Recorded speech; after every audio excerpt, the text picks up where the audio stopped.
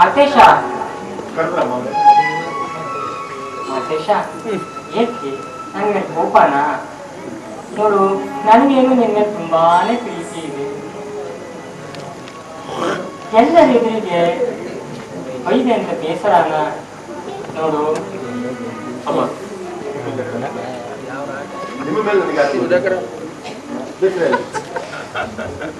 ನೋಡಿ, ನಾನೇ ಮಾಡಿದ ಬೇಸರವನ್ನು ನಾನೇ ದೂರ ಮಾಡಬೇಕು.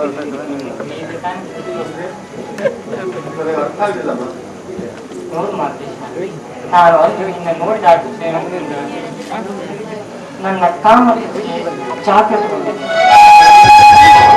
ನನ್ನ ಆಸೆಯನ್ನು ಈಡೇರಿಸು ಕಾಮ.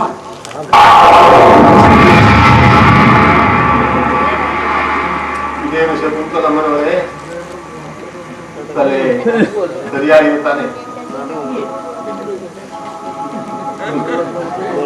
ನಿಮ್ಮ ನನ್ನ ತಮ್ಮನ ಮಡದಿ ನಿಮಗೆ ನಾನು ಏನಾಗಬೇಕೆಂಬುದು ಗೊತ್ತೇ ತಾನೆ. ಇದನ್ನು ಅರಿತಿದ್ದು ಕಡಿವಾಣವಿಲ್ಲದ ಹೃದಯ ಯಾಕೆ ಆಡುತ್ತಿರುವಿರಿ? ನೋಡಿ, ಅದೆಲ್ಲ ಈಗ ಬನ್ನಿ, ತಡ ಮಾಡಿದಂತೆಲ್ಲ ನನ್ನ ಆಸೆಯ ಹಾಗೆ ಹೋಗ್ತಾ ಇದೆ. ಬನ್ನಿ ಕೊರಳಲ್ಲಿರೋದಲ್ಲ ಅದೇನು?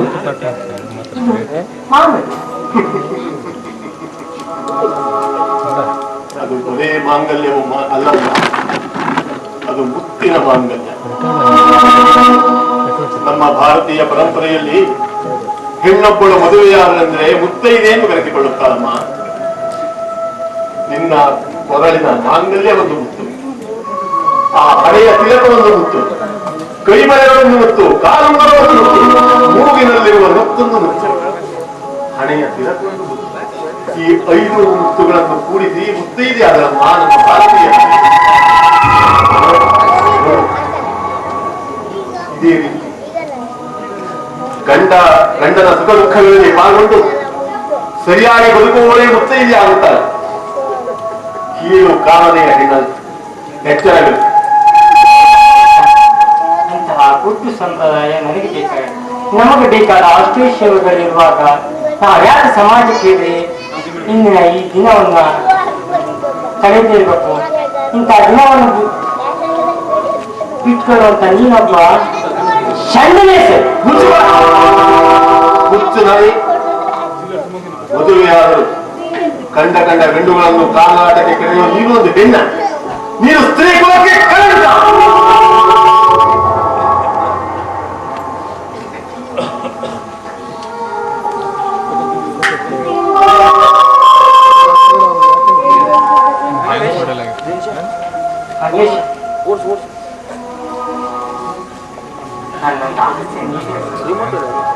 ಕೈ ಮುಗಿತು.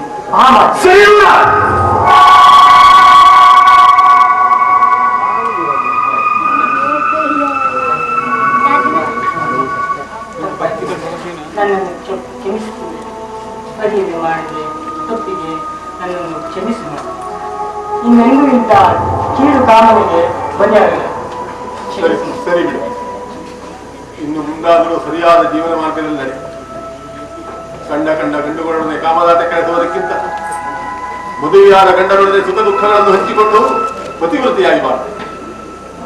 ನನಗೆ ಬೇರೆ ಕೆಲಸವಿದೆ, ಬರುತ್ತೆ.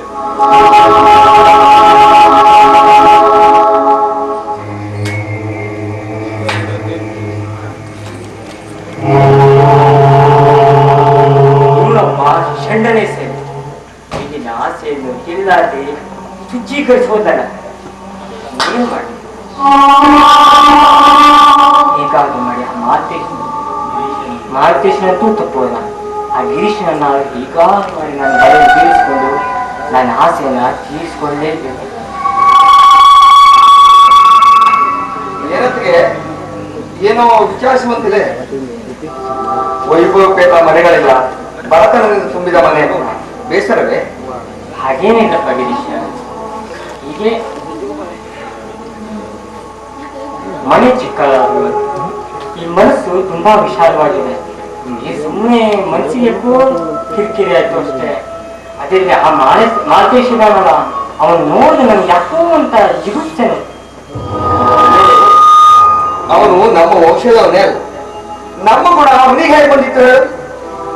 ಹೌದು ಹೌದು ಗಿರೀಶ, ಅವನು ಶುದ್ಧ ಸೋಮಾರಿ, ಅಷ್ಟೇ ಅಲ್ಲ ಅವಿವೇಕಿ ಕೂಡ. ನೋಡಿ ಗಿರೀಶ, ನಾನೊಂದು ಆಸೆ ಇಟ್ಕೊಂಡಿದ್ದೇನೆ, ನೆರವೇರಿಸ್ಕೊಡ್ತೀಯ ತಾನೆ?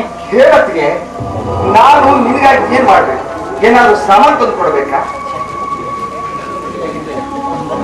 ನಿಸ್ಸಂಕೋಚವಾಗಿ ಹೇಳತ್ತಿಗೆ.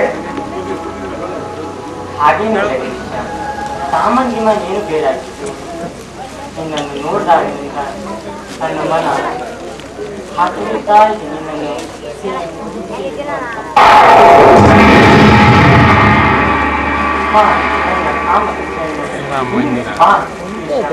ಅತ್ತಿಗೆ, ನಿನ್ನ ಮಾತು ನನಗೆ ಸಂಶಯ ಬರ್ತಾ ಇದೆ.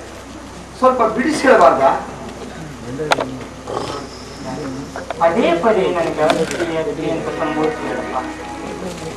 ಕೇವಲ ಶಕುಂತಲಾ ಶಕುಂತಲಾ ಅಂತಂದ್ರೆ ಅಷ್ಟೇ ಸಾಕು. ನಿನ್ನ ಕೋಮಲವಾದ ಪಾವಗಳಿಂದ ತಿಳಿದಪ್ಪಿ ನನಗೊಂದು ಸರಿಯಾದ ಒಂದು ತಂದೆ. ಅತ್ತಿಗೆ, ಹಾಗೆಲ್ಲ ವರ್ತಿಸರೆ ತಪ್ಪಾಗಲಿಕ್ಕಿಲ್ವೇ? ನೋಡಿದವರು ಕೇಳಿದವರು ಏನಂದಾರ? ಮೇಲಾಗಿ ಅಣ್ಣನಿಗೆ ದ್ರೋಹ ಬಗೆದಂತೆ ಆಗುವುದಿಲ್ಲ. ತಪ್ಪು ಒಪ್ಪಕ್ಕೆ ನಮ್ಗೆ ಏನಾಗಬೇಕಾಗಿದೆ? ನಮಗೆ ಬೇಕಾದ ಅಷ್ಟೈಶ್ವರ್ಯಗಳಿರುವಾಗ ಅದನ್ನು ದೂರ ಮಾಡಿ ಈ ಸಮಾಜಕ್ಕೆ ಸೇರಿ ನಾವು ಯಾಕೆ ಮಾಡೋದು?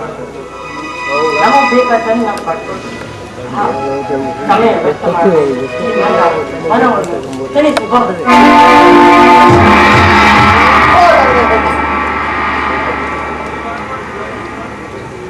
ಅತ್ತಿಗೆ ಅಂದರೆ ತಾಯಿ ಸಮಾನ, ಮೈದುನನೆಂದರೆ ಮಗನ ಸಮಾನ.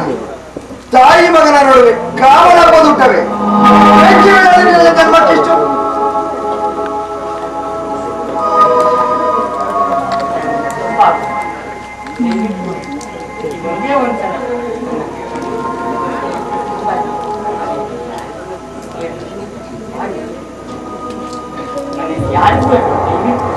ಆಯ್ತೊತ್ತಿಗೆ ಈ ವಿಷಯವನ್ನ ನಾನು ಯಾರಲ್ಲಿಯೂ ಹೇಳಿದ್ದೇನೆ.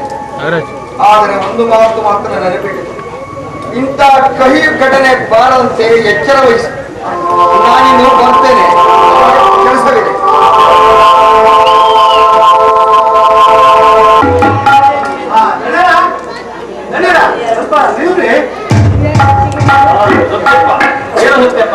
ಅದೇ ನಿಂತವನ ಹೊಂಟಿದ್ದೆ. ಏನಾಗಿತ್ತು ನಿಂದ? ಅದೇನಿಲ್ರಿ, ಅದೇ ಅದೇ ನಾನು ಒಂದು ಆಕಿನ ಹುಡುಗಿ ಮಾಡ್ಕೊಳ್ಬೇಕು ಅಂತ ಮನ್ಸು ಮಾಡಿದ್ದೆ. ಅದಕ್ಕೆ ರಾಮೇಗೌಡ ಕೆಲಸ ಆಗಿ ಹಲೋ ಸತ್ಯಪ್ಪ, ಈ ವಯಸ್ಸಿನಲ್ಲಿ ಹುಡುಕಿ ಬನ್ನಿ ಯಾಕೋ ನನಗೆ? ಅಲ್ಲ, ನನ್ನ ಆಕಿ ಸತ್ತು 6 ವರ್ಷ ಆತ್ರಿ. ಮನೆ ಕೆಲಸನೆಲ್ಲ ನಾನೇ ಮಾಡ್ಕೊಂಡು ಸಾಯ್ಬೇಕ್ರಿ. ಕಸ ಹೊರೋದ್ರಿಂದ ಹಿಡಿದು ಮುದ್ದೆ ಸಿಕ್ಕವರೆಗೆ ಹೊರಗಿನಿಂದ ಹೊರಗಿನವರಿಗೆ ಎಲ್ಲಾ ಕೆಲಸನೂ ಮಾಡ್ಕೊಂಡು ಸಾಯ್ಬೇಕ್ರಿ. ಅಲ್ಲ ಸತ್ಯಪ್ಪ, ಗಂಡ ನೀನು ಇಂತ ಗಂಡಾಂತಕ ಸಿಕ್ಕೋತೀವ ಅಲ್ಲೋ? ನಾನು ಇನ್ನಾಗೆ ಹೆಂಡ್ತಿಲ್ಲ, ಹೆಂಡ್ತಿ 7-8 ವರ್ಷ ಆಯ್ತು. ಹಾಗೇನೋ ಕಡಿಮೆ ಅಂತ ಅಸ್ತು, ಈಗೆಲ್ಲ ಸರಿ ಹೋಗಿಲ್ವೇ? ನಿಮ್ಗೇನ್ರಿ ಬಿಡ್ರಿ, ನೀವೆಂತೂ ಹಣವಂತರು. ಬೇಕಾದಷ್ಟು ಜನ ಕೆಲ್ಸಕ್ಕೆ ಸಿಗ್ತಾರ, ಬೇಕಾದ ಕೆಲ್ಸಕ್ಕೆ ಸಿಗ್ತಾರ. ಆ ಕಸ ಹೊಡೆಯೋದ್ರಿಂದ ಹಿಡಿದು ನಿಮ್ಗೆ ಖುಷಿ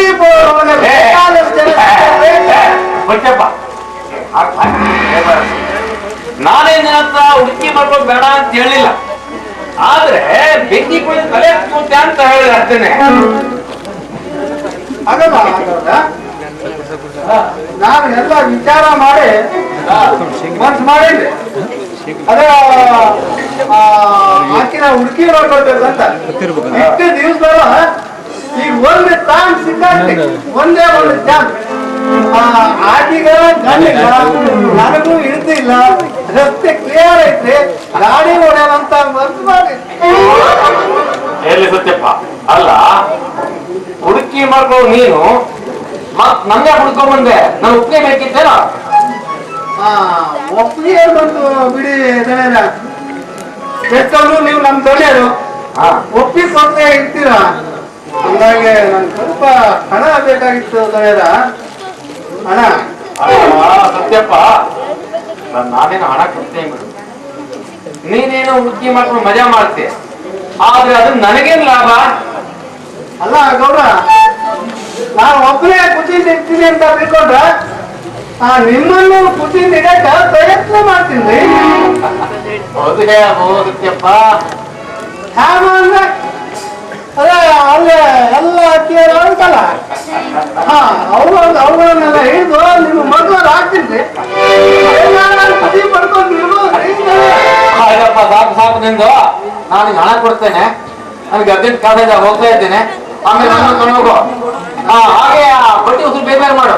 ಆಯ್ತು ಗೌಡ, ನಾನು ಬರ್ತೇನೆ. ನಾನು ಬರ್ತೀನಿ ಗೌಡ.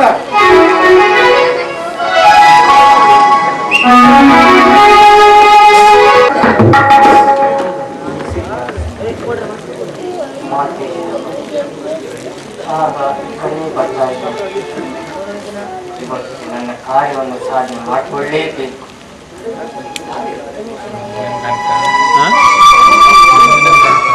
ಮಗನೂ ಅಂಗನಗಳು ಮನುಷ್ಯಗಳು ಸಾಧ್ಯ ಸ್ವಲ್ಪ ಧ್ವನಿ ದೊಡ್ಡ ಬನ್ನಿ ಅತ್ತೆ, ಬನ್ನಿ ಬನ್ನಿ ಅತ್ತೆ, ಕುಳಿತುಕೊಳ್ಳಿ. ಬನ್ನಿ ಮಾವ.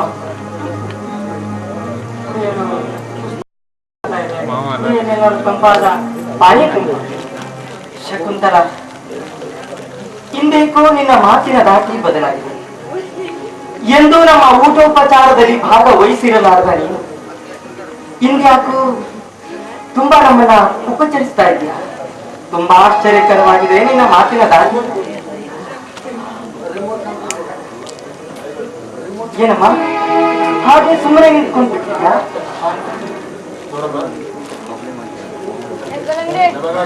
ಏನು ತಯಾರಿ ನಮಗೇನಾದ್ರೂ ಬೇಕಾದ್ರೆ ನಾವೇ ತಯಾರಿಸಿಕೊಳ್ಳಿ.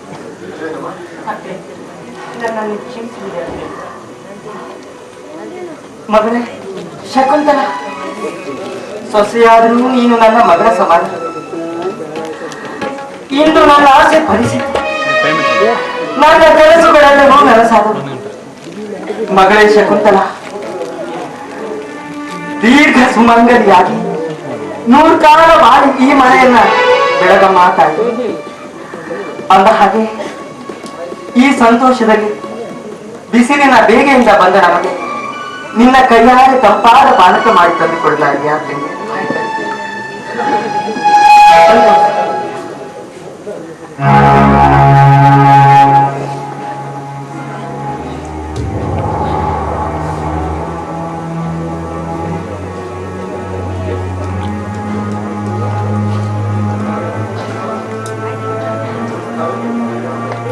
ಹೋದಪ್ಪ ಕಂದ, ಹೌದು, ಯಾವ ರೀತಿ ನೂಕು ನುಗ್ಲತ್ತು.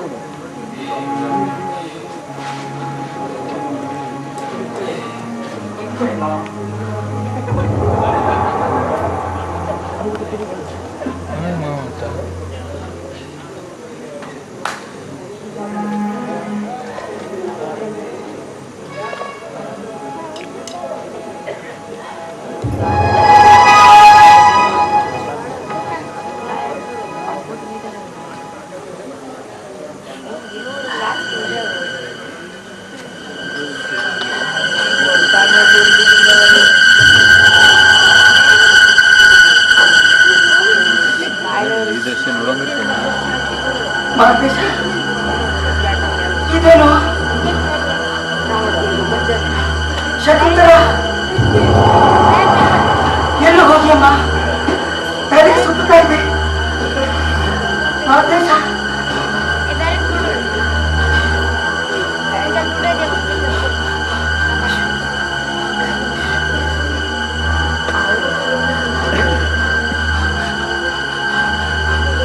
ಶಕುಂತಲ, ಶಕುಂತಲ.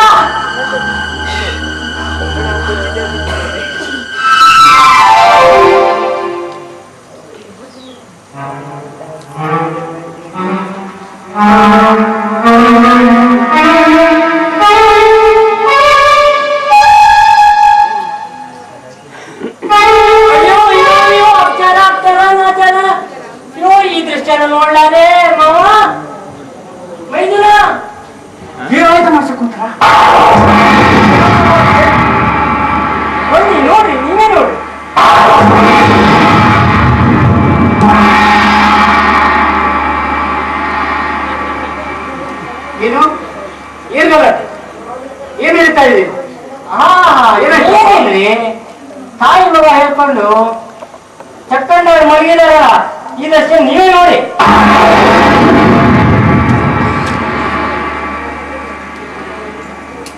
ನೋಡಿದೀರಪ್ಪ, ಅಂದು ನಾನು ಸಾರಿ ಸಾರಿ ಹೇಳಿದ್ರು ನನ್ನ ಮಾತನ್ನು ಯಾರೂ ಕೇಳಿಲ್ಲ. ಇಂದು ನಡೆದ ಈ ಪ್ರತ್ಯಕ್ಷ ಘಟನೆಯನ್ನ ನೀವೇ ನಿಮ್ಮ ಕಣ್ಣಾರೆ ನೋಡಿಯಪ್ಪ, ನೋಡಿ.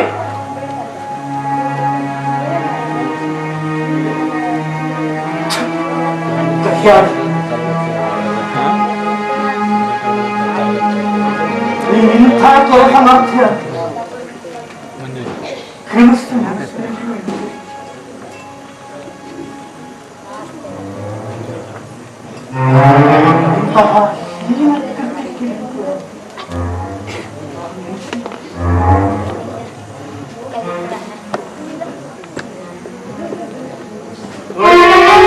ನೋಡು, ಅಂದು ನಾನು ಸಾರಿ ಸಾರಿ ಹೇಳಿದೆ, ಇಂದು ಚಿಂತಿಸ್ತಾ ಇರಲಿಲ್ಲ. ಪ್ರತ್ಯಕ್ಷವಾಗಿ ನಡೆದ ಘಟನೆ ನಾನು ನೋಡು. ಖಂಡಿತ ಸುಳ್ಳು. ಇದು ತನ್ನಿಂದ ತಾನೇ ನಡೆದಂತಹ ಘಟನೆಯೇ ಅಲ್ಲ. ಇದರಲ್ಲಿ ಯಾವುದೋ ಕುತಂತ್ರದ ಜಾಲವಿದೆ. ನನ್ನ ಮಾರ್ಗದರ್ಶನ ನಾನಿಂತ ನೀಚ ಕೆಲಸವನ್ನು ಮಾಡಲು ಸಾಧ್ಯವೇ ಇಲ್ಲ. ಮೋಸ ಮಾಡಲು ಇಲ್ಲಿ ಯಾರು ಬಂದ್ರು? ಶಕುಂತಲವನ್ನು ಬಿಟ್ರೆ ಈ ಮನೆಯಲ್ಲಿ ಬೇರೆ ಯಾರು ಇರಲಿಲ್ಲ. ಮೋಸ ಮಾಡಿ ಓಡಿ ಹೋದ್ರೇನೋ?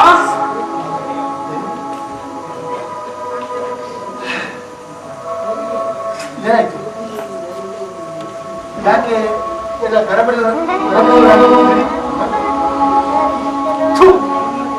ಏನಿಲ್ಲ, ನಿನ್ನ ಕಾಮನ ಹಬ್ಬದ ವೈಭವವನ್ನು ನೋಡಲಿಕ್ಕೆ ಎಲ್ಲರೂ ನಿಂತಿದ್ದಾರೆ.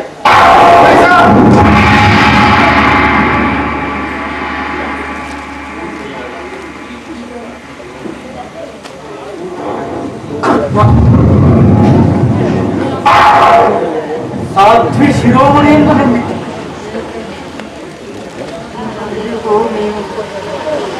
ಆದರ್ಶ ತಾಯಿಯಲ್ಲ, ಆದರ್ಶ ಸತ್ಯವಲ್ಲ.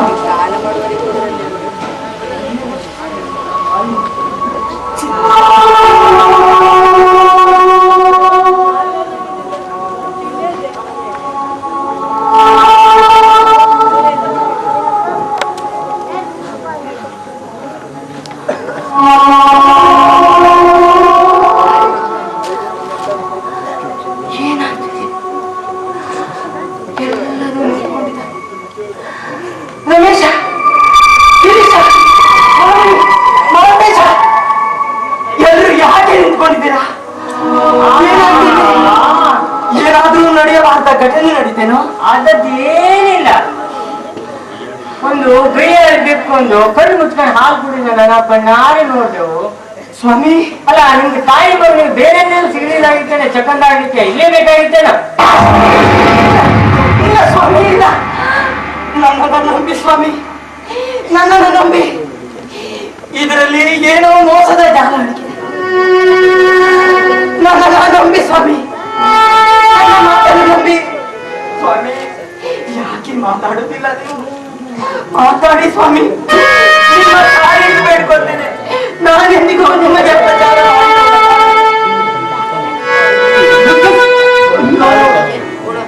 ಯಾಕಪ್ಪ ಈಗ ಸಿಡುಕುತ್ತಿರುವೆ? ಇದರಲ್ಲಿ ಯಾವುದೋ ಕುತಂತ್ರ ಜಾಲ ಅಡಗಿದೆ ಎಂಬುದನ್ನ ತಿಳಿಯದೆ ಮಾತನಾಡುತ್ತಿರುವಲ್ಲಪ್ಪ. ಪ್ರತ್ಯಕ್ಷ ಕಂಡರೂ ಪ್ರಾಮಾಣಿಸಿ ನೋಡು ಎಂಬಂತೆ ಇದರಲ್ಲಿ ಯಾವುದೋ ಕುತಂತ್ರ ಜಾಲ ಅಡಗಿದೆಯಪ್ಪ. ಜಾಲ ಆಗಿದೆ. ಕಣ್ಣಾರೆ ಕಂಡ ಮೇಲೂ ಬೇರೆ ಸಾಕ್ಷಿ ಬೇಕೇನೋ?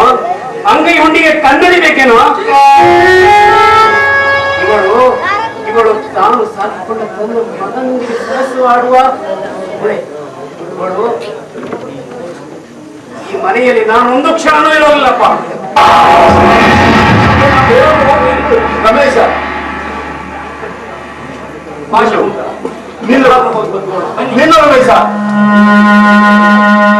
ನಾನು ಮಾಡಿದ ತಪ್ಪಿಗೆ ನೀವ್ಯಾಕೆ ಬಲೆಯಿಂದ ಹೋಗ್ತೀರಪ್ಪ? ಈ ಮನೆಯ ದಿನ ತೀರಿ ಹೋಯಿತು. ನಾವೀಗಲೇ ಬೇರೆ ಕಡೆಗೆ ಹೋಗ್ತೇವಪ್ಪ. ನೀವೆಲ್ಲ ಸುಖವಾಗಿ ಬಂದ ಅಮ್ಮ ಎಂತ ವಿಷಯಗಳಿಗೆ ನೋಡಮ್ಮ ಶಾರದಾದೇವಿ, ಅಂದೇ ನಾನು ನಿನಗೆ ಹೇಳಿದ್ದೆ, ಸಾರಿ ಸಾರಿ ಹೇಳಿದ್ದೆ, ಇವನು ನಿನ್ನ ಮಗನೆಲ್ಲವೆಂದು. ಇನ್ನು ತಿಳಿಯಿತು, ಇವನು ನಿನ್ನ ಸತ್ತುವನ್ನು ಬಿಟ್ಟನೆಂದು. ಹೇಳು, ಈಗ ನಾನು ಹೇಳು, ಈ ತಾಯಿಗೆ ಮಗನ್ಯಾರು?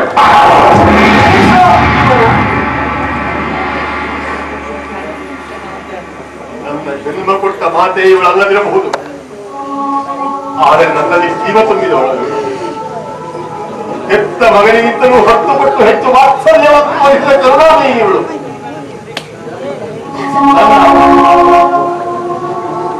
ಅಂತ ಅಧ್ಯಕ್ಷ ಗಿರೀಶ, ಏನ್ ಮಾಡ್ತಾ ಇದ್ದೀಯೋ?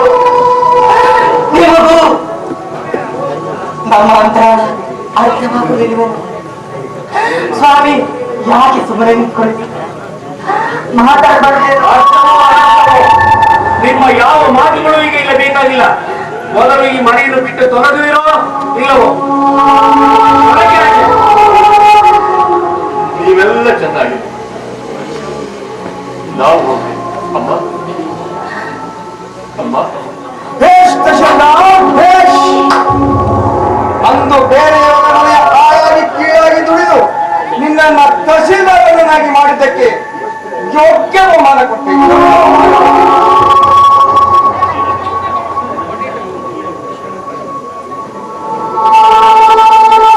ಬೇಡ ಗಿರೀಶ್, ಅವನನ್ನು ನಿಂದಿಸಬೇಡ. ನಮ್ಮನ್ನು ಬಿಟ್ಟು ನಮ್ಮ ಹಣೆ ಬರಕ್ಕೆ ಹೊಣೆ ಯಾರಪ್ಪ?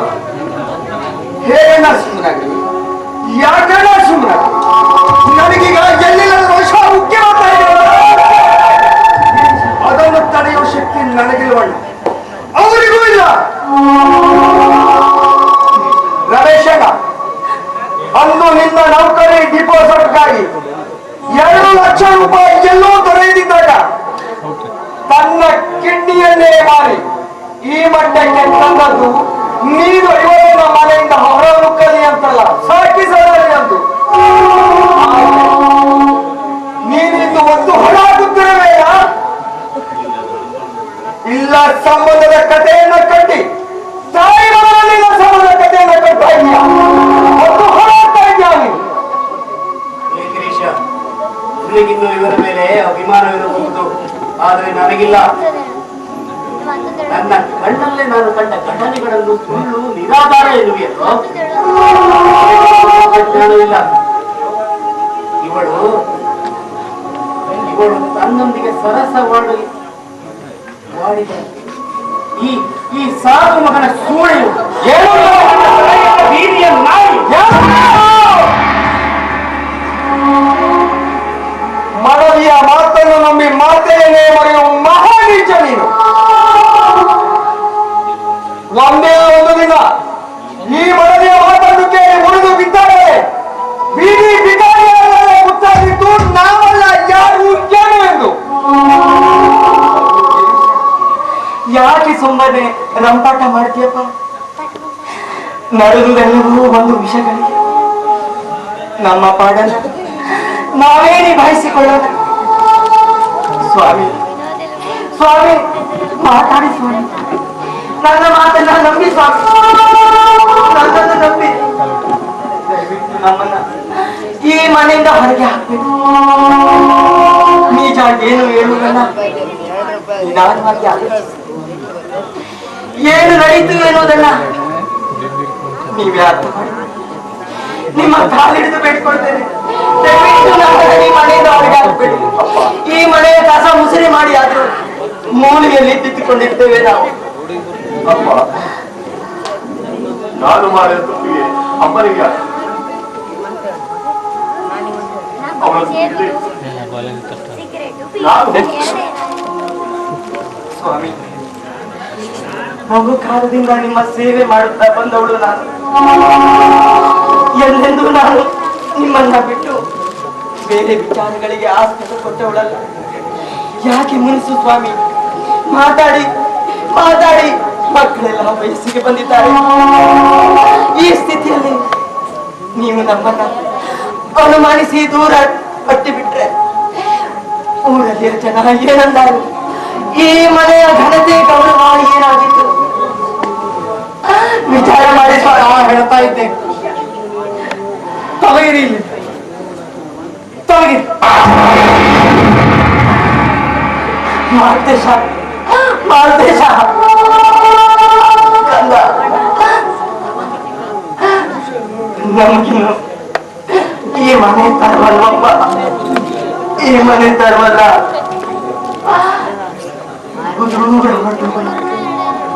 ಬಹುದೂರ ಬಡೂರ ಭಿಕ್ಷೆ ಬೇಡಿ ಬದುಕೋಣ, ಭಿಕ್ಷೆ ಬೇಡಿ ಬದುಕೋಣ. ಅಣ್ಣ, ನೀವು ಈ ಮನೆಯಿಂದ ಹೊರಹೋಗುವುದಾದರೆ ನಾನು ಹೊರುತ್ತೇನಣ್ಣ. ನನಗೆ ಆಲದ ಮರದ ತಂಪು ನೆರಳೇ ಸಾಕು ವಿನಃ ಈ ಮುಳ್ಳು ಕಡ್ಡಿಯದ್ದಲ್ಲ. ನೀನು ಹೊರಟೋಗ್ತೀನೋ? ಹೋಗ್ತೇನೆ ರಮೇಶ, ಹೋಗ್ತೇನೆ.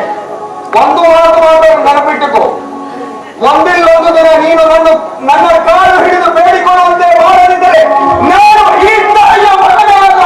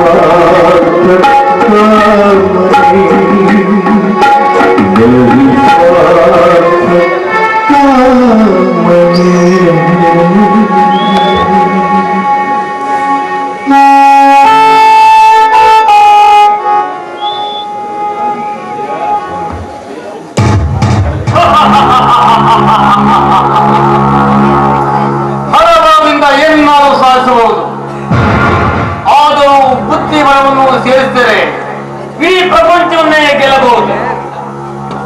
ಅಂತೂ ನನ್ನ ಮಗನ ಮುಖಾಂತರ ಆ ಮಾತೇಶನ ಮನೆಯನ್ನು ಮಗನ ಮಾಡಿದೆ.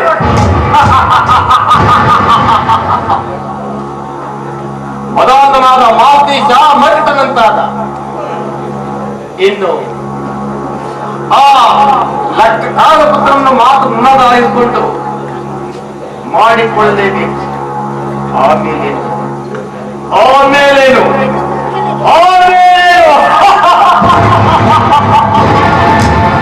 ನಾನೇ ಸರ್ವಾಧಿಕಾರಿ.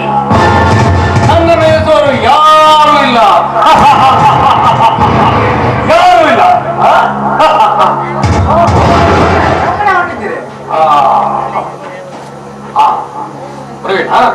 ನಾನು ಒಂದು ಕಡೆ ಹೋಗಿದ್ದೆ. ಹೇಳಿದ್ನಲ್ಲ ಆ ಬಡವರ ಮನೆ ಯಾವ ವಿಷಯ ಅದು ನೋಡ್ಕೊಂಡ್ಬಂದೆ. ಅದು ಎಷ್ಟು ಚಂದವಾಗಿದೆ, ಎಷ್ಟು ಸಮೃದ್ಧವಾಗಿದೆ. ಅದು ನಮ್ಮದಾಗಿದ್ದರೆ ನನ್ನಂತ ಹೃದಯ ಯಾರು ಇರಲಿಲ್ಲ.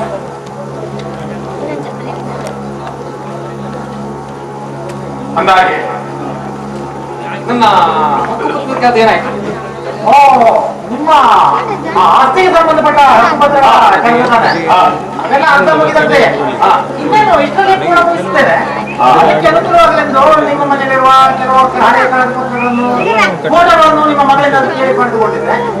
ಅವನ್ನೆಲ್ಲ ಜೆರಾಕ್ಸ್ ಮಾಡಿ ಇಟ್ಟಿದ್ದೇನೆ. ಇನ್ನೇನು ನಂತರ ಆ ಬಡವ ಮನೆ ಜಾಗದ ವಿಚಾರ ಆಗಲೇ ಮುಗಿಸ್ತೀನಿ ಅಂತ ಹೇಳ್ತಲ್ಲ. ನೋಡು, ನಾವು ಇದುವರೆಗೆ ನಿನಗೆ ಹೇಳಿರುವ ಮತ್ತೊಂದು ಇಂಪಾರ್ಟೆಂಟ್ ಅತ್ಯಂತ ಇಂಪಾರ್ಟೆಂಟ್. ನಾನು ನಿನಗೆ ಹೇಳಿದ್ನಲ್ಲ, ಈಗ 20 ವರ್ಷಗಳ ಹಿಂದೆ ನಾನು ಇದೇ ಮನೆಯ ತಿರುಗೋಕೆ ಯಾವಾಗಿದೆ ಅಂತ. ಆವಾಗ ಇಬ್ಬರನ್ನು ಕೊಲೆ ಮಾಡಿದ್ದೆ. ಮೂರನೇ ಒಬ್ಬ ಮುದುಕ ಮೈಲಾರ್ಜನವನ್ನು ತಪ್ಪಿಸಿಕೊಂಡ. ಅವನನ್ನು ಹುಡುಕಿ ಕೊಲೆ ಮಾಡಬೇಕೆಂದು ವಾನ ಹಾಯಿಸಿದೆ. ಆದರೂ ಅವನು ಬದುಕಿತ್ತು. ಈಗ ದಾವಣಗೆರೆ ಬಾಪೂಜಿ ಆಸ್ಪತ್ರೆಯಲ್ಲಿ ಚಿಕಿತ್ಸೆ ಪಡೆದಿದ್ದಾನೆ. ಹೇಗಾದರೂ ಮಾಡಿ ಅವನ್ನ ಮುಗಿಸಲೇಬೇಕು. ಈ ಒಂದು ಕಾರ್ಯ ಮಾಡಿದರೆ ನನಗೆ 50,000 ಬಹುಮಾನ ಕೊಡಬೇಕು. ನಾನು ಈ ಕೂಡಲೇ ಮುಗಿಸ್ತೇನೆ. ಈ ಮೈಲಾರ್ಜ ಸತ್ತರೆ ಮಾತ್ರ ನನ್ನ ಜೀವಳಿ. ಸರಿ, ನೀವು ಕೆಲಸವನ್ನೆಲ್ಲ ಮುಗಿಸ್ತೇನೆ. ಆದ್ರೆ ಖರ್ಚಿಗೆ ಒಂದು 10,000 ರೂಪಾಯಿ ಬೇಕಾಗಿತ್ತು. 10,000 ರೂಪಾಯಿ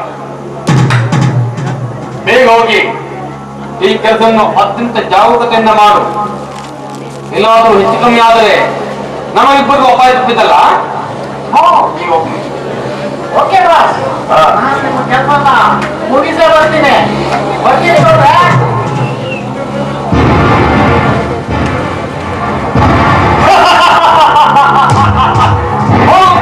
ಹೋಗು, ನೀನು ಬರಲೇ ಗೌಡ ಕುತಂತ್ರವನ್ನ ನಿನ್ನ ಕೈಯಿಂದಲೇ ಕೊಲೆ ಮಾಡಿಸಿ ಈ ಮೈಲಾರ್ಜ ಕೊಲೆ ಪ್ರಕರಣ ನಿನ್ನ ಮೇಲೆ ಹಾಕಿ ನಿನ್ನನ್ನು ಜೈಲಿಗೆ ನಾನು ಮುಚ್ಚತ್ತಿ ಭೀಮೇಗೌಡರಲ್ಲ.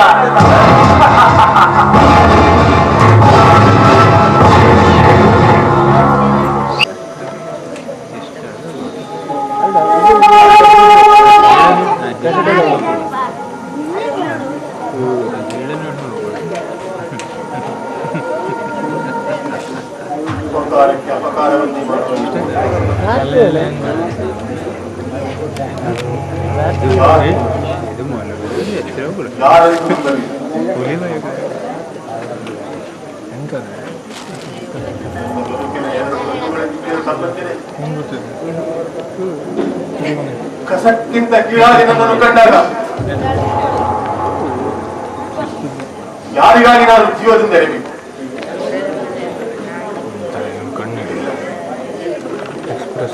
ಬದುಕಿಗಿಂತಲೂ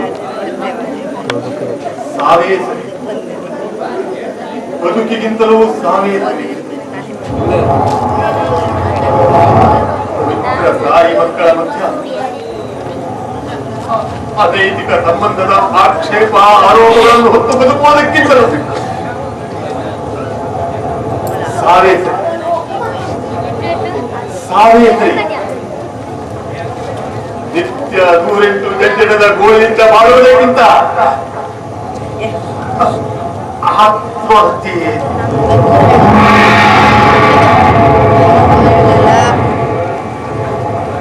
ನಾನು ಸಾಯಬೇಕು.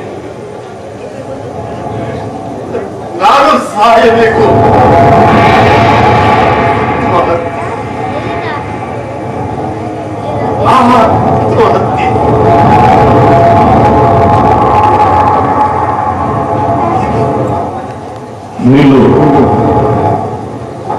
ನಿಲ್ಲು ಮಾಲತೇಶ, ದುಡುಕಬೇಡ. ಸಾಗರದ ಪ್ರಯಾಣದಲ್ಲಿ ತೆರೆಗಳು ಏಳುವುದು ಸಹಜ. ಅವುಗಳನ್ನೆಲ್ಲ ಧೈರ್ಯದಿಂದ ಎದುರಿಸಿ ಜಯಿಸಬೇಕು. ಸಾವು ಇದು ಸಮಸ್ಯೆಗಳಿಗೆ ಪರಿಹಾರವಲ್ಲ. ಎಲ್ಲ ಸಮಸ್ಯೆಗಳಿಗೂ ಕಾಲವೇ ಪರಿಹಾರ ನಡೆಯುತ್ತೆ. ಆದರೆ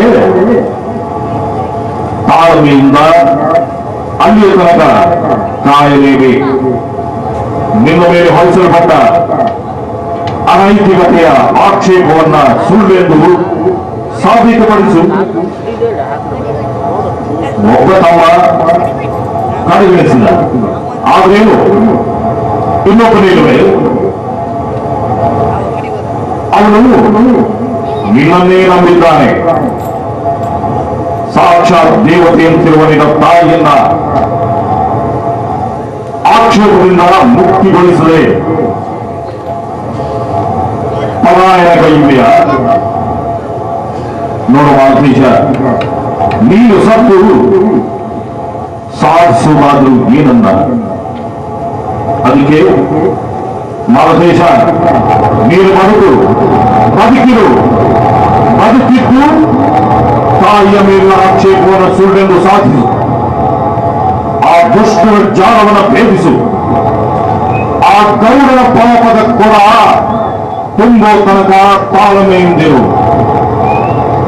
ಬದುಕಿ ಜಯಶಾಲಿಯಾಗು ಮಾಲತೇಶ, ಬದುಕಿ ಜಯಶಾಲಿಯಾಗು. ಬದುಕಿ ಜಯಶಾಲಿಯಾಗು ಮಾಲತೇಶ, ಬದುಕಿ ಜಯಶಾಲಿಯಾಗು. ಹೌದು, ಸಾಯಬಾರದು. ನಾನು ಸಾಯಬಾರದು. ನಾನು ಬದುಕಬೇಕು. ವಿಷ ಜಂತುಗಳ ಸೇಡಿನ ಮೂಲವನ್ನು ತೆಗೆಯಬೇಕು. ಪಾಪದ ಕೊಡ ತುಂಬಿ ಬಂದಾಗ ಪಾಪ ಪರಿಮಾರ್ಜನೆಗೆ ರಪ್ಪೊಂದು ದಾರಿ ಹುಡುಕಬೇಕು. ಬದುಕಿಗೊಂದು ಛಲ ಬೇಕು.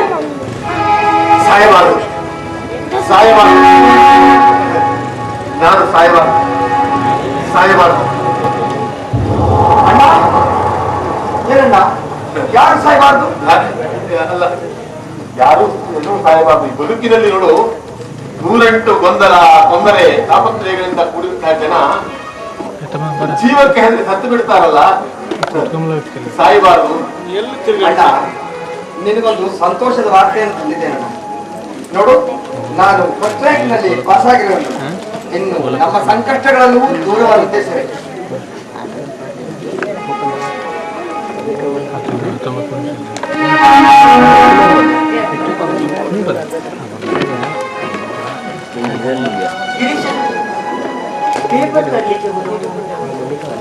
ನಮಸ್ಕಾರ ಮಾಡ್ತೇನೆ. ಅಯ್ಯೋ, ಆಶೀರ್ವದಿಸಮ್ಮ. ಏನಪ್ಪ, ನಾನು ಫಸ್ಟ್ ರ್ಯಾಂಕ್ನಲ್ಲಿ ಪಾಸ್ ಆಗಿರೋದು. ನೋಡು, ಅಂದ್ರೆ ನಾನು ಫಸ್ಟ್ ರ್ಯಾಂಕ್ನಲ್ಲಿ ಪಾಸ್ ಆಗಿದ್ದರಿಂದ ನನಗೆ ಕಳೆದು ನೌಕರಿ ಕೊಟ್ಟಾರ. ಅಂತೂ ದುರ್ಗಾಂಬೆಯ ಅನುಗ್ರಹದಿಂದ ನಮ್ಮ ಆಸೆ ಇನ್ನು ಮುಂದೆ ನಾವೆಲ್ಲರೂ ಸಂತೋಷದಿಂದ ಬದುಕಿಬಾರದು. ಮಾರುತೇಶನಿಗೆ ಈ ವಿಷಯ ಹೇಳಿದ್ದೇನಪ್ಪ? ಅಣ್ಣ, ಯಾಕಣ್ಣ ನಿನ್ನ ಕಣ್ಣ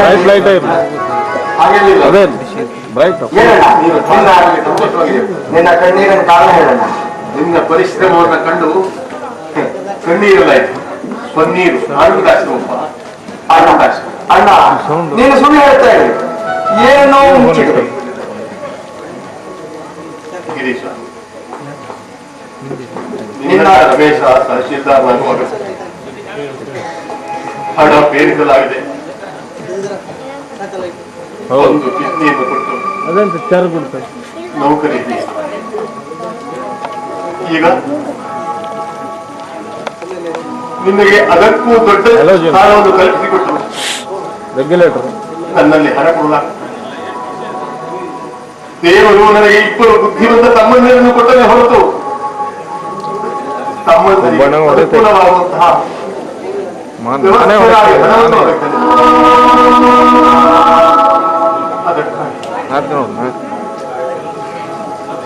ಈಗ ಬೇಕಾಗಬಹುದಾದ ಹಣವನ್ನು ನಾನು ಹೇಗೆ ಕೂಡಿಸಲಿ ಎಂದು ಚಿಂತೆ ಮಾಡುತ್ತಿರುವಾಗ ಅಣ್ಣ ಅಷ್ಟೇ ಅಣ್ಣ, ಇದಕ್ಕೆ ಒಂದು ಕಿಲೋ ಕಾಸು ಕೂಡ ಬೇಡ. ನನಗೆ ನೌಕರಿ ಸಿಗುವುದಾದರೆ ನನ್ನ ಮೆರಿಟ್ ಆದರ್ಶ ಸಿಗಲಿ. ಲಂಚ ಡಿಪಾಸಿಟ್ ವಗೇರೆ ಬೇಕಾದ್ರೆ ನನಗೆ ಆ ನೌಕರಿಯೇ ಬೇಡೋಣ. ನನಗೆ ಆದರ್ಶ ತಮ್ಮನ ಲಕ್ಷಣ ಇದೆ. ನನ್ನ ಆದರ್ಶ ತಮ್ಮ ಏನು ಅಣ್ಣ ತಮ್ಮ ಮಾತನಾಡ್ತಾ ನನ್ನನ್ನೇ ಮರೆತುಬಿಟ್ರೇನು? ಸಿಹಿ ಅಡಿಗೆ ಮಾಡಿದ್ದೇನೆ, ಬಡಿಸುತ್ತೇನೆ. ಅದೇ ಗಿರಿ ನಡೆ.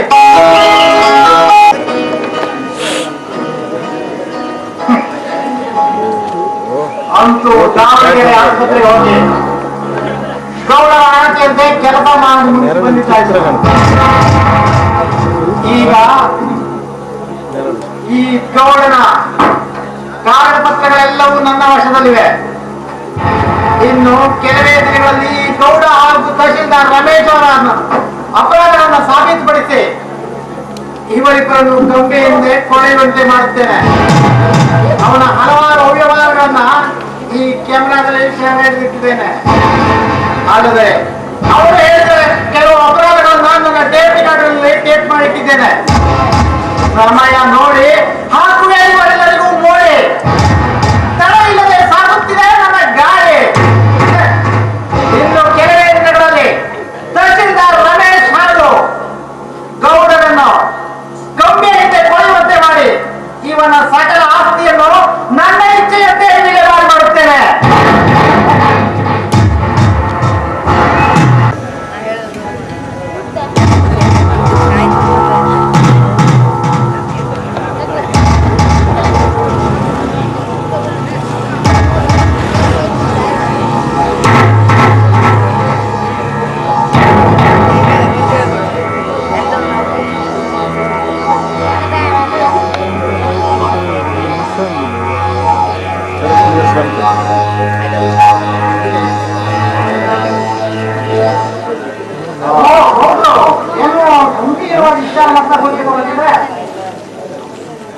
ಎಷ್ಟು ಪ್ರಯೋಜನ? ನಾನು ಹೇಳಿದ ಕೆಲಸ ಎಲ್ಲ ಮುಗಿತಾನೆ. ನಿಮ್ಮ ಕೆಲಸ ಅಂದ ಮೇಲೆ ಮುಗಿಸದೇ ಇರ್ತೇನೆ. ಆ ಬಯಲಾಟ ಮುಗಿಸಿದ್ಯಾ? ಹಾಗೆ ಪರಿಸರ ಆಫೀಸಿನ ಕಾಗದ ಕೆಲಸ ಎಲ್ಲವನ್ನು ಚೆನ್ನಾಗಿ ಮುಗಿಸಿದ್ದೇನೆ ಗೌಡ್ರೆ, ಎಲ್ಲವನ್ನು ಮುಗಿಸಿದ್ದೇನೆ. ಆಮೇಲೆ ಬಡವರ ಮನೆಗಾಗಿನ ಜಾಗ ಎಲ್ಲವನ್ನು ಅಂದ ಮೇಲೆ ಅವೇನೋ ಬರ್ತದಾವೆ. ಎಲ್ಲ ಕೆಲಸವನ್ನು ಸರಿಯಾಗಿ ಮಾಡಿ ಮುಗಿಸಿದ್ದೇನೆ. ಇನ್ನು ನೀವು ನನಗೆ ಬಹುಮಾನ ಕೊಡುವುದನ್ನು ಮಾಹಿತಿ ಉಳಿದಿದೆ. ಅದಕ್ಕೇನಂತೆ, ನೀನು ನಿರೀಕ್ಷಿಸಿದಂತ ಹೆಚ್ಚಿನ ಬಹುಮಾನವನ್ನೇ ಕೊಡ್ತೇನೆ.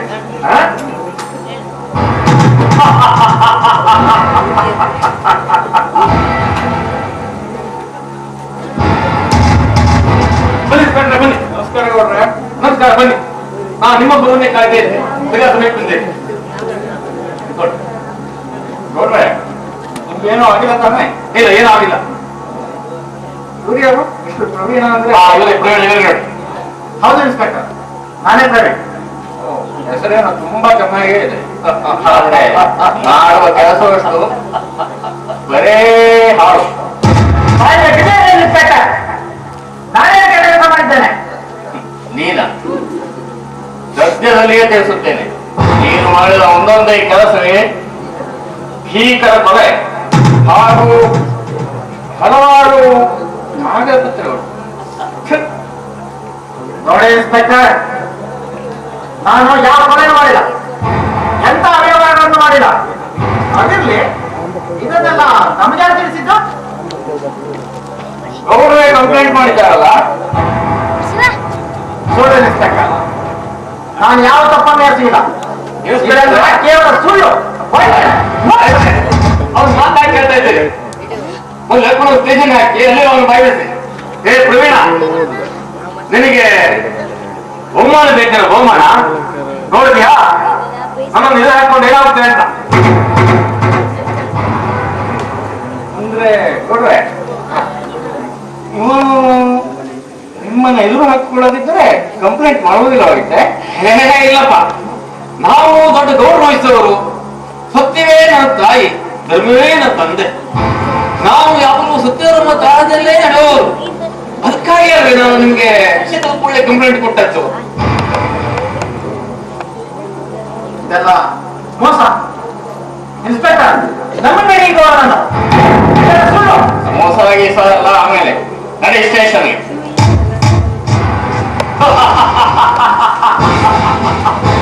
ನೋಡಿದೆ ಪ್ರವೀಣ, ನಿನ್ನ ಸುತ್ತಲೂ ಚಕ್ರವೇದ ಚಕ್ರವನ್ನು ರಚಿಸಿ ಆ ಚಕ್ರದಲ್ಲಿ ನೀನೇ ಬಿತ್ತು ಒದ್ದಾಡುವಂತೆ ಮಾಡಿದೆ. ನೀನಿಂದು ಕ್ರಿಮಿನಲ್ ಕೇಸ್ ಮಾಡಿದವ, ನಿನಗಿನ್ನು ಜೀವಮಾನವೇ ಜೈಲೇ ಶಿಕ್ಷೆ. ಹೇಗೆ ನೋಡುವ ಸಹವಾಸ ನಿನ್ನ ಕೈಯಿಂದಲೇ ಕೆಲಸ ಮಾಡಿಸಿಕೊಂಡು ನಿನ್ನನ್ನೇ ಜೈಲಿಗಟ್ಟಿದೆ. ಈ ಬೇಮೆ ಕೂಡ ವಯಸ್ಸಿದ್ದನ್ನೆಲ್ಲ ಸಾಯಿಸುವೆ ಅಂತಿರುತ್ತಾನೆ.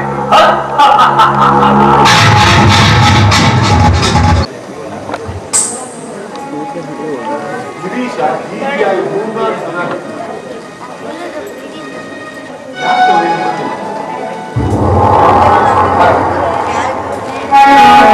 ಆಫೀಸ್ನಲ್ಲಿ ಏನಾದ್ರು ತೊಂದರೆ ಆಗಿದೆ.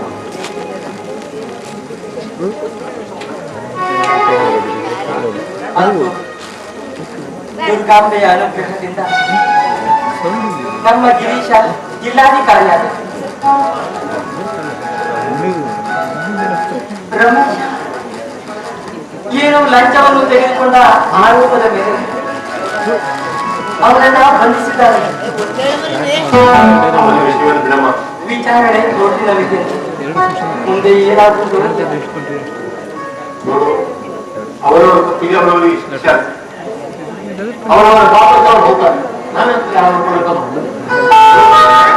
ಅಧಿಕಾರದ ಬಗ್ಗೆ ಆ ದರಿದ್ರ ಹೆಣ್ಣನ್ನು ಕೈ ಅವಳು ಹಾಕಿದ ನನಗೆಲ್ಲ ಇದ್ದ ಆಸೆಯ ಚೆನ್ನಾರಿಗೆ ವಿಚಾರಿಸಿಕೊಂಡ. ಮನೆ, ಕಾರು, ಬಂಗುಲೆ, ವಿದ್ಯುತ್, ನೂರಾರು ಆಸೆ ಆ ಅದಕ್ಕಾಗಿ ಬೇಕಾದ ಹಣವನ್ನು ಕೊಡಲಿಕ್ಕೆ ಅಡ್ಡೆ ತಿಳ್ಕೊಂಡಿದ್ದ. ಅಧಿಕಾರದಲ್ಲಿ ನಮ್ಮನ್ನೆಲ್ಲ ಮರೆತು ಹೆಂಡತಿಯ ಕೈಗೊಂಬೆಯಾಗಿದ್ದು ಅವಳ ಗುಲಾಮನಾಗಿ ತನ್ನ ಆದರ್ಶಗಳನ್ನೆಲ್ಲ ಬಂತು. ಅಮ್ಮ ಇಲ್ಲಿ ಬಂದ ಬಂದನಮ್ಮ. ಬಾವಿ.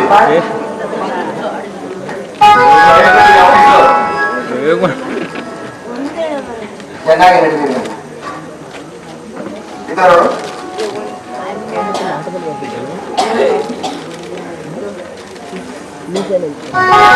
ಕೋರ್ಟಿನ ಜಡ್ಜ್ಮೆಂಟ್ ಅಂತ ಕೇಳಿದಿಲ್ಲ, ಅದನ್ನು ತೋರಿಸಿದ್ರು. ರಮೇಶ, ಪ್ರವೀಣ ಮತ್ತೆ ವಿಜಯ್ ಕೇಸ್ ಇತ್ತಲ್ಲ, ಅದು ವಿಚಾರ ಅಲ್ಲ. ಹೌದು, ನೀನೇ ನೋಡೋಣ, ನೀನೇ ಓದೋಣ.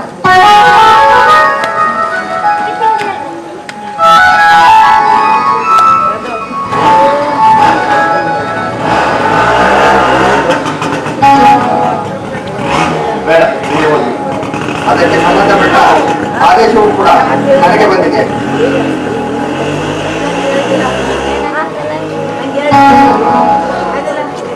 ಭೀಮೇಗೌಡ ವಿಚಾರ ತಲೆಗಳನ್ನು ತನ್ನ ತಮ್ಮನ ಮೇಲೆ ಕೆಲಸಕ್ಕಿಟ್ಟು ತನ್ನ ಮನೆಯಲ್ಲೇ ಕೆಲಸಕ್ಕಿಟ್ಟುಕೊಂಡ ಪ್ರವೀಣ ಮೇಲೆ ಸ್ವತಃ ಗೌಡರೇ ಕಂಪ್ಲೇಂಟ್ ಕೊಟ್ಟು ತಾವೇ ಮಾಡಿಕೊಂಡ ಹಳ್ಳದಲ್ಲಿ ತಾವೇ ಬಿದ್ದ ಘಟನೆ ನಡೆದಿದೆ. ನೋಡಿದ್ಯಾ ಅಮ್ಮ?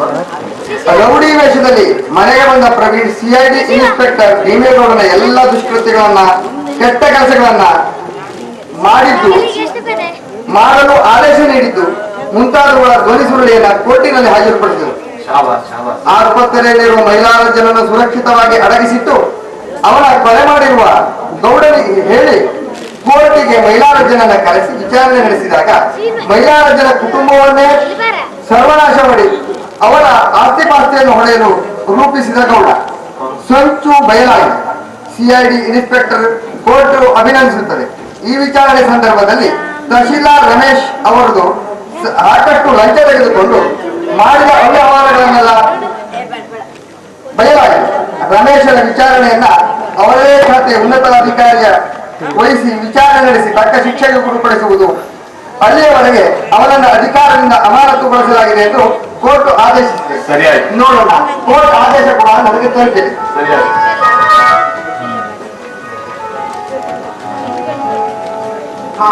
ನಮಸ್ಕಾರ ಅಧಿಕಾರಿಗಳಿಗೆ. ನಮಸ್ಕಾರ. ನಿಮ್ಮ ಸಾಹಸ ಕಥೆ ನೀವು ಮಾತ್ರ ನಾವೆಲ್ಲ ಹೇಳ್ತಾ ಇದ್ವು. ತುಂಬಾ ಥ್ಯಾಂಕ್ಸ್ ಮಿಸ್ಟರ್ ಪ್ರವೀಣ್. ನೋಡಿ ಕೂತ್ಕೊಳ್ಳಿ. ನೋಡಿ ಮಿಸ್ಟರ್ ಗಣೇಶ್, ಇದರಲ್ಲಿ ಹೆಚ್ಚುಗಾರಿಕೆ ಏನೂ ಇಲ್ಲ. ನೀವು ಹಾಗೆ ಚೆನ್ನಾಗಿ ನಟಿಸಿದ್ದೀರಿ ಕೂಡ. ನೋಡಿ, ನಾನು ಹಾಗೆ ನಟಿಸದೇ ಇದ್ರೆ ಆ ದುಷ್ಟ ಭೀಮೇಗೌಡ ನನ್ನ ಬಲೆಯಲ್ಲಿ ಬೀಳ್ತಿರ್ಲಿಲ್ಲ. ಅದಲ್ಲದೆ ಇದರಲ್ಲಿ ನನ್ನ ಹೆಚ್ಚುಗಾರಿಕೆ ಏನೂ ಇಲ್ಲ. ಎಲ್ಲ ನನ್ನ ಕರ್ತವ್ಯ ಪಾಲಿಸಿದ್ದೇನೆ ಅಷ್ಟೇ. ಪ್ರವೀಣ್ ಅವರೇ, ಈ ಭೀಮೇಗೌಡ ಆಸ್ತಿಗಳನ್ನೆಲ್ಲ ತನ್ನ ಹೆಸರಿಗೆ ರಿಜಿಸ್ಟರ್ ಮಾಡಿದ್ದಾನೆ ಅಂತ ಹೇಳಿದೆಯಲ್ಲ, ಅದು ನಮ್ಮ ಮಾರ್ಗದರ್ಶನದಲ್ಲಿ ಆಗುವುದು ಹೇಗೆ ಅಂತ ಸ್ವಲ್ಪ ವಿವರಣೆ ಕೊಡ್ತೀರಾ? ನೋಡಿ ಮಿಸ್ಟರ್ ಗಿರೀಶ್, ನಾನು ಎಷ್ಟಾದ್ರೂ ಸೇರಿದ್ದಾನೆ ಆ ಗೌಡನ ಪುಂಗಿಯ ನಾದಕ್ಕೆ ತಲೆದೂಗುವ ನಾಗದಂತೆ ನಟಿಸಿ ಅವನ ಸಕಲ ಆಸ್ತಿಯ ಕಾಗದಪತ್ರಗಳನ್ನು ಅವನ ಮಗಳಿಂದಲೇ ನಾನು ಪಡೆದು ಅವುಗಳ ಡೂಪ್ಲಿಕೇಟ್ ತಯಾರಿಸಿಟ್ಟಿದ್ದೆ. ಹಾಗೆ ಅವನ ಕೆಲ ಅವ್ಯವಹಾರಗಳನ್ನು ನಾನು ತಯಾರಿಸಿಟ್ಟಿದ್ದೆ. ಅದನ್ನೇ ನಿಜವಾದ ಸರ್ಟಿಫಿಕೇಟ್ ಅನ್ನು ನಂಬಿಸಿ ಆ ಗೌಡನನ್ನ ಬಲೆ ಹಿಡಿದೆ. ಈ ರೀತಿಯಾಗಿ ಅವನು ತಾನೇ ಕೋರಿಕೊಂಡು ಆಗಲಿ ತಾನೇ ಬೀಳುವಂತಾಯ್ತು. ತುಂಬಾ ಜಿನಿಯಸ್ ಇದ್ದೀರಾ ನೀವು ಸರ್. ಸರ್, ಈ ಇಂಥ ಮಹತ್ವದ ಕೆಲಸವನ್ನು ನೀವು ಮಾಡಿದರಲ್ಲ, ಅಪರಾಧ ಮಾಡುವವರಿಗೆ ನಿಮ್ಮಂತ ಅಧಿಕಾರಿಗಳಿರುವುದರಿಂದಲೇ ಭಯ ಹುಟ್ಟೋದು.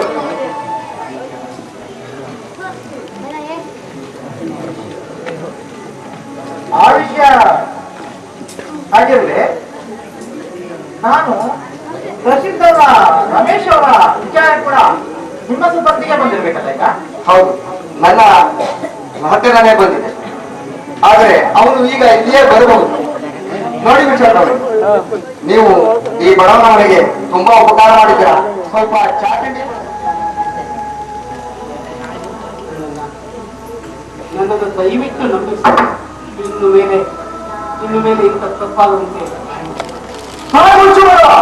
ನಂಬಬೇಕಂತೆ ನಂಬಬೇಕಂತೆ. ನಿನ್ನನ್ನೇ ನಂಬಿದ ನಮ್ಮನ್ನ ಕಣ್ಣೀರಿನ ಕಡಲಲ್ಲಿ ನುಗ್ಗಿದ ನಿನ್ನನ್ನ ನಂಬಲೆ. ಈಗಲೂ ನಂಬಿ ನಿನ್ನನ್ನ ಕ್ಷಮಿಸಿದರೆ ಸಮಯ ಸಿಕ್ಕಾಗ ನಮ್ಮನ್ನ ಕಸಕ್ಕಿಂತ ಕಡೆಯಲ್ಲಿ ಬೀದಿಗೆ ಸೆಳೆಯುವ ನೀನು. ನೀನೇಕೋ ಆ ದೂತ ಗೌಡನನ್ನು ನಂಬಿದೆ, ಅವರ ಮರವನ್ನು ನಂಬಿದೆ. ಈಗ ಹೋಗಿ ಕೇಳು ಆ ನಿನ್ನ ಗೌಡನನ್ನು. ಈಗ ಹೋಗಿ ಕೇಳು ನಿನ್ನ ಮರಳಿನ ಅಂಗಾಚು. ಈಗ ಬಂದಿರುವ ಆಪತ್ತಿನಿಂದ ನನ್ನ ಉಳಿಸಿದೆಂದು. ಇಲ್ಲ, ಈಗ ಅವರು ಯಾರು ನನ್ನನ್ನು ರಕ್ಷಿಸಲ್ಲ. ನೋಡು ರಮೇಶ, ನನಗೂ ಮನುಷ್ಯತ್ವವಿದೆ. ನೀಚಗೌಡನಿಂದ ನೀನು ಲಂಚ ತಿಂದು ಸರ್ಕಾರವರು ಕೊಟ್ಟಂತಹ ಜಮೀನುಗಳನ್ನೆಲ್ಲ ಅವನಂತೆ ಮಾಡಿಸಿ ಹಣದ ದಾಹದಿಂದ ಅಸಾಮಾನ್ಯ ತಪ್ಪುಗಳನ್ನು ಸಾಧ್ಯವಾದಷ್ಟು ಮಾಡಿ ಮುಗಿಸಿದೆ. ಅಂದ ಮೇಲೆ ನಿನಗೇನು ಕ್ಷಮೆ, ನಿನಗೇನಾದರೆ ನನಗೇನು? ಸುಮ್ಮನೆ ತೋರಲಿಲ್ಲ.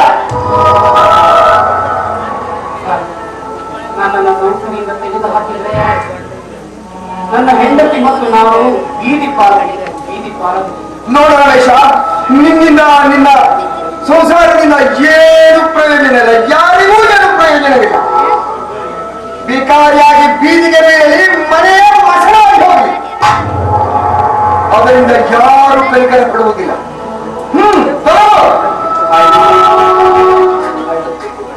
ಹೋಗ್ತೇನೆ ಸರ್, ಹೋಗ್ತೇನೆ. ನಿಲ್ಲ ರಮೇಶ್,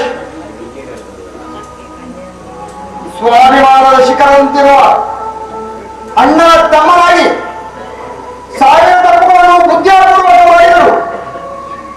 ನೀನು ಕ್ಷಮಿಸಿದ ಪ್ರೇರಣೆ ನಿನಗೆ ನಾಚಿಕೆ ಆಗುವುದಿಲ್ಲ. ಮತ್ತಷ್ಟು ಬೆಂಕಿ ಹಾಕ. ತಪ್ಪು ಮಾಡಿದವನು ತನ್ನ ತಪ್ಪಿಗಾಗಿ ಶಿಕ್ಷೆಯನ್ನ ಆಹ್ವಾನಿಸಬೇಕೇ ವಿನಃ ಕ್ಷಮೆಯನ್ನು ಎಂದೂ ಅಲ್ಲ. ಜೀವವನ್ನ ಬದುಕಿನಲ್ಲಿ ಜೀವವನ್ನ ರಕ್ಷಿಸಬೇಕೇ ವಿನಃ ಜೀವಕ್ಕಿರುವ ಸ್ವಾಭಿಮಾನವನ್ನು ರಕ್ಷಿಸಬೇಕೇ ವಿನಃ. ಆದ್ದರಿಂದಲೇ ನಿನಗೆ ಶಿಕ್ಷೆ ಕಾದುಕೊಂಡಿದೆ.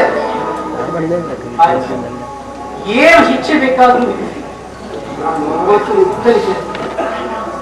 ನೋಡ ರಮೇಶ, ನನಗೂ ಮನುಷ್ಯತ್ವ ಆದರೂ ನಿನ್ನ ತಪ್ಪುಗಳನ್ನು ಅಕ್ಷಮ್ಯ ಅಪರಾಧ. ಆದರೆ ಕಾನೂನಿನಂತೆ ನಾನು ಏನು ಮಾಡಲು ಸಾಧ್ಯವಿಲ್ಲ. ಕಾರಣ ನನಗೂ ಮೇಲಾಧಿಕಾರಿಗಳಿದ್ದಾರೆ. ನಿನ್ನ ಅಪರಾಧಕ್ಕೆ ಶಿಕ್ಷೆ ಕಾದುಕೊಂಡಿದೆ. 5 ವರ್ಷ ಸಸ್ಪೆಂಡ್ ಮಾಡಿದ್ದೇನೆ, ಅಲ್ಲದೆ 3 ಲಕ್ಷ ರೂಪಾಯಿ ದಂಡ ವಿಧಿಸಿದ್ದೇನೆ.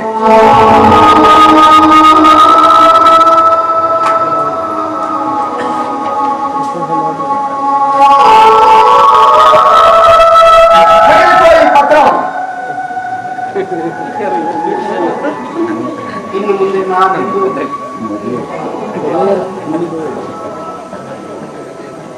I don't accept any single word by you.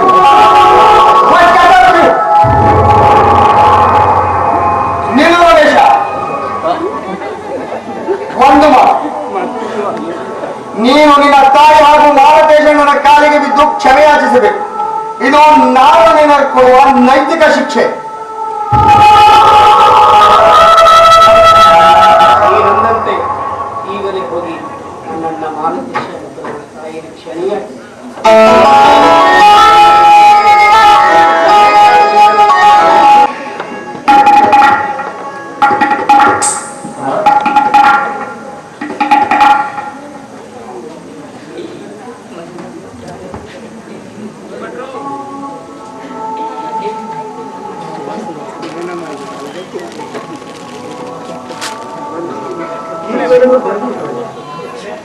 ಅಮ್ಮ ಬಂದೇನಮ್ಮ.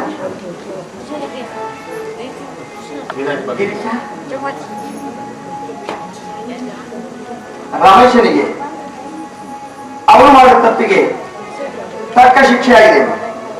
ಏನಪ್ಪ ಅಂತ ಶಿಕ್ಷೆ ಏನು ವಿಧಿಸಿದೆಯಪ್ಪ? ಅಮ್ಮ, ಅವನೇ ಈಗ ಸದ್ಯ ಇಲ್ಲಿಗೆ ಬರಬಹುದು. ಹೌದಾ? ಯಾಕೆಂದರೆ ನಾನು ವಿಧಿಸಿರುವಂತಹ ಶಿಕ್ಷೆಯಲ್ಲಿ ಒಂದು ಭಾಗವೇ ನಿನ್ನ ಹಾಗೂ ಮಾಲತೇಶನಿಗೆ ಕ್ಷಮೆ ಕೇಳುವಂತೆ. ಹೀಗಾಗಿ ಅವನು ಇಲ್ಲಿಯೇ ಬರಬಹುದು. ಅಮ್ಮ, ಅಣ್ಣ, ನನಗೆ ಆಫೀಸಿನಲ್ಲಿ ತುಂಬಾ ಕೆಲಸಗಳಿವೆ. ನನ್ನ ಮೇಲಾಧಿಕಾರಿಗಳು ಬರ್ತಾ ಇದ್ದಾರೆ. ಹೀಗಾಗಿ ನಾನು ಪುನಃ ಈಗ ಆಫೀಸಿಗೆ ಹೋಗಬೇಕು. ಹೀಗಾಗಿ ನಾನು ಬರ್ತೇನಣ್ಣ. ಅಮ್ಮ, ಬರ್ತೇನಮ್ಮ. ಬೇಗನೆ ಬಂದ್ಬಿಡು.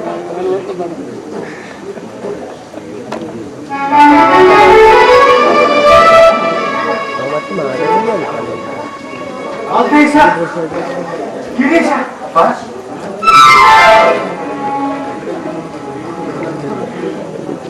ಸುಳ್ಳನ್ನೇ ಸತ್ಯವೊಂದು ನಂತ ನಿಮ್ಮನ್ನೆಲ್ಲ ತೊಂದರೆಯಲ್ಲಿ ಸಿಲುಕಿತ್ತು.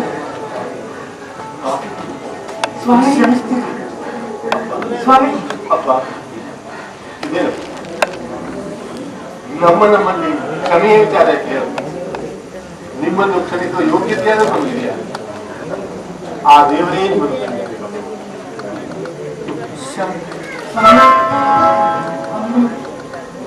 ಶಕುಂತಲ ಆಡಿದ ನಾಟಕ ಸೇರಿದ ನಾಟಕ. ಸ್ವಾಮಿ, ತಾಯಿ ಮಗನಲ್ಲಿ ಅನೈತಿಕ ಸಂಬಂಧವಾದ ಕಲ್ಪನೆ ಸ್ವಾಮಿ, ಪತಿ ಎಂದಾದರೂ ಅದಕ್ಕೆ ನಾನು ತಕ್ಕ ಶಿಕ್ಷೆಯನ್ನು ಅನುಭವಿಸಿದೆ. ಶಕುಂತಲಾವನ್ನು ಸ್ವಾಮಿ, ಪತಿ ಎಂದಾದರೂ ಸತಿಯಲ್ಲಿ ಕ್ಷಮೆ ಕೇಳುವುದು ನಡೆದುದೆಲ್ಲವೂ ಒಂದು ವಿಷಯಗಳಿಗೆ ಎಂದು ತಿಳಿದು ಇನ್ನು ಮುಂದಾದರೂ ನಾವೆಲ್ಲರೂ ಸೇರಿ ಒಂದಾಗಿ ಬಾಳೋಣ, ಬದುಕೋಣ.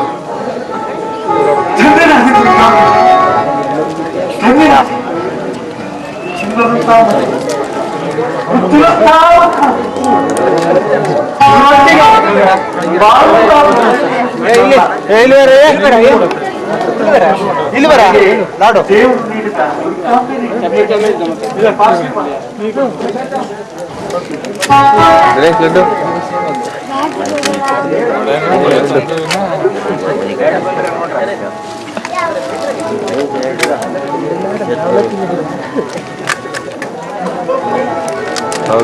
ನೋಡಿ ಬೇಜಾರು ಬಂತು ಇದಾರು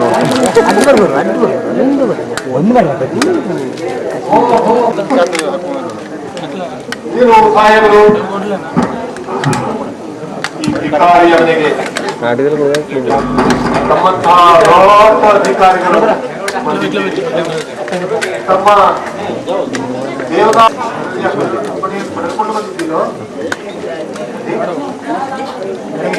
ಸ್ವತಃ ಅವರು ಬಂದಿದ್ದಾರಲ್ಲ ಹೀಗಾಗಿ ಮಾಡಿದ ಮೇಲೆ ಕ್ಷಮೆ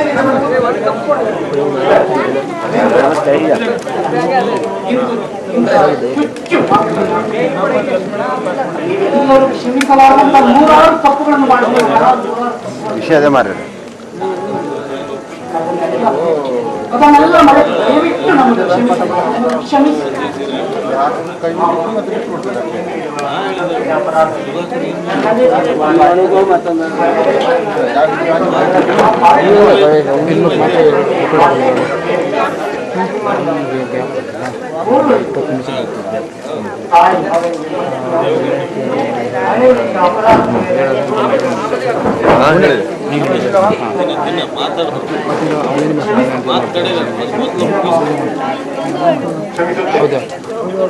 ಆದ್ರೆ ಎಲ್ಲರಿಗಿಂತ ಮೊದಲು ತಾಯಿ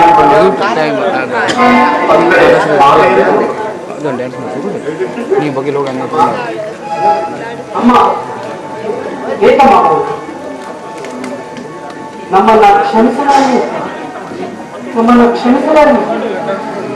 ನಿನ್ನ ಕಾಯಿಲೆ ನಮ್ಮ ನೆನೆಸಿರೊಂದು ಆಡ್ಕೊಡು. ಯಾರು ನಿನ್ನ ತಾಯಿ? ನಿನ್ನ ತಾಯಿ ನಿನ್ನ ಬಾಯಿಗೆ ಎಂದೋ ಸತ್ತು ಎಂದು ಇರಲಾರದ ತಾಯಿ. ಆ ತಾಯಿ ನೆನಪು ಹಿಂದೆ ಹೇಗೆ ಬಂತು?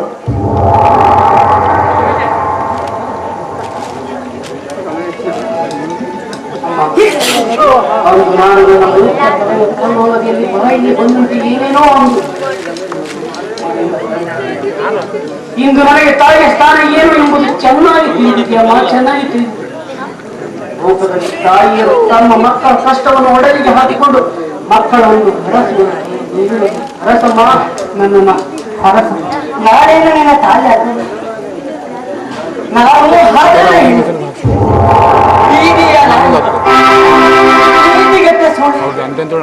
ನನ್ನಂತ ಹೀನ ಕುಲದವಳ ಕ್ಷಮೆಯಾದ್ರೂ ನಿನಗೆ ಯಾಕೆ ಕೆಲಸ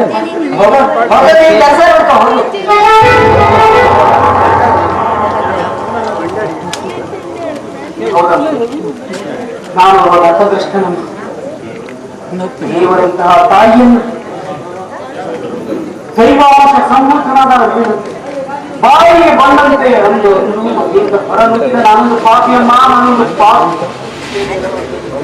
ಇಂದು ನಿಮ್ಮಲ್ಲಿ ಕ್ಷಮೆ ಯಾಚಿಸಲು ಕೂಡ ಯೋಗ್ಯತೆ ಇಲ್ಲದವರಾಗಿದ್ದೇನೆ. ರಮೇಶ, ತಾಯಿ ಎನ್ನುವ ಶಬ್ದದ ಅರ್ಥವಾದರೂ ನಿಮಗೆ ಗೊತ್ತಿಲ್ಲ. ನೀನು ಮದುವೆಯಾದ ಹೊಸತನದಲ್ಲಿ ನನ್ನನ್ನ ಕೇಳಿದೆ, ತಾಯಿಗೆ ಮಗನಾರು ಎಂದು. ಅದಕ್ಕೆ ಉತ್ತರ ಹೇಳುವಂತಹ ಒಂದು ಸಂದರ್ಭ ಈಗ ಕೂಡಿ ಬಂದಿದೆ. ಅದನ್ನ ಕೇಳುತ್ತೇನೆ. ಹೆಣ್ಣೊಂದು ಹೆತ್ತ ಮಾತ್ರಕ್ಕೆ ತಾಯಿ ಆಗಲಾರ, ಜನಿಸಿದ ಮಾತ್ರಕ್ಕೆ ಮಗನೂ ಮಗನಾಗಲಾರ. ಮಗಳ ಜೀವನವಿಡೀ ಅವನ ಸರ್ವತೋಮುಖ ಶ್ರೇಯೋಭಿವೃದ್ಧಿಗಾಗಿ ಬಯಸುವವಳೇ ನಿಜವಾದ ಮಗನಾದರೂ ತಾಯಿಯ ಪರಿಪೂರ್ಣತೆಯನ್ನು ಅರ್ಥೈಸಿಕೊಂಡು ಅವಳ ಜೀವನವಿಡೀ ಸಹಭಾಗಿಯಾಗುವವನೇ ನಿಜವಾದ ಮಗ. ಈಗ ಹೇಳುತ್ತೇನೆ ಕೇಳು, ನೀನು ನನ್ನ ಮಗನಲ್ಲಪ್ಪ, ನೀನು ನನ್ನ ಮಗನಲ್ಲ. ಮಾಲತೇಶ, ಗಿರೀಶ ಇವರೇ ನನ್ನ ಮಕ್ಕಳು, ಮಕ್ಕಳು, ನನ್ನ ಮುತ್ತಿನಂತ ಮಕ್ಕಳು. ಹೌದಮ್ಮ, ಹೌದು, ಒಪ್ಪಿದೆಯಮ್ಮ, ನಿನ್ನ ಮಾತನ್ನು ಒಪ್ಪಿದೆ. ನಿಜವಾಗ್ಲೂ ನಾನು ನಿನ್ನ ಮಗನಲ್ಲ. ಯಾವುದೋ ವಿಷ ಗಡಿಗೆಯಲ್ಲಿ ವಿಷ ಬೀಜದಿಂದ ಹುಟ್ಟಿದ ಪಾಪಿ ನಾನಮ್ಮ, ಹುಟ್ಟಿದ ಪಾಪಿ ನಾನು. ನನಗೆ ಈ ಭೂಮಿಯ ಮೇಲೆ ಬದುಕಲು, ಈ ಭೂಮಿಯ ಮೇಲೆ ಬದುಕಲು ಯೋಗ್ಯತೆ ಏನು ಅಮ್ಮ? ನಾನು ನಿಮ್ಮೆಲ್ಲರಿಂದ ಎಲ್ಲಾದ್ರೂ ದೂರ ಹೊರಟು ಹೋಗಿ ನಿಂತಿಯನ್ನು ಪಡೆದುಕೊಡ್ತೇನಮ್ಮ. ಬರ್ತೇನೆ ಅಪ್ಪ, ಬರ್ತೇನಪ್ಪ, ಬರ್ತೇನೆ ಅಣ್ಣ, ಮಾಲತೇಶ ಅಣ್ಣ, ಬರ್ತೇನೆ.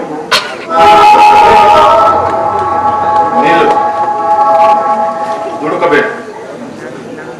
ದುಡುಕು ಕೆಡುಕಿನ ಮೂಲ ಎನ್ನುವುದು ನೀವು ಈಗಾಗಲೇ ಅರ್ಥ ಮಾಡಿಕೊಂಡ್ರೆ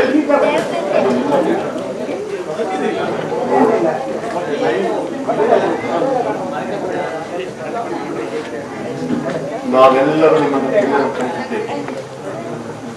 ಆದರೂ ನಿನ್ನ ಪುಸ್ತಕಗಳ ದೂರವಾಗಲಿದ್ದೆ ನಾವು ಇಷ್ಟೊಂದಿದ್ದೀವಿ. ಏನಾದರೂ ಮನುಷ್ಯ ಸಮಾಜದಲ್ಲಿ ಮನುಷ್ಯನಿಂದ ಒಂದು ಅಧಿಕಾರದ ವ್ಯಕ್ತಿಗೆ ಹೆಣ್ಣಿನ ಸೌಂದರ್ಯದ ಅವರ ಮನಸ್ಸಿನಲ್ಲಿ ಹುಡುಗಿದರೆ ಇವತ್ತೆಲ್ಲ ಹೋಲಿಸಬೇಕೆಂದೇ ನಾವು ಇನ್ನು ಮುಂದಾದರೂ ಸಚ್ಚಾರಿತ್ರವಂತನಾಗಿ ಸಮಾಜದಲ್ಲಿ ನನಗೆ ಕ್ಷಮೆ ಇದೆ. ಅಮ್ಮ ಅಪ್ಪ ನಮಸ್ಕಾರ ಮಾಡಿ.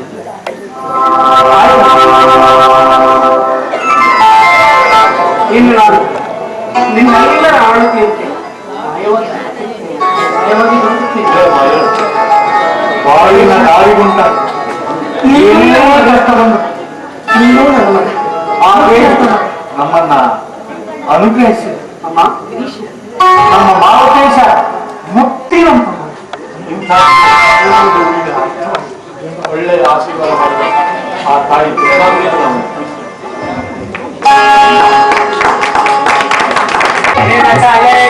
ಪರಮೋ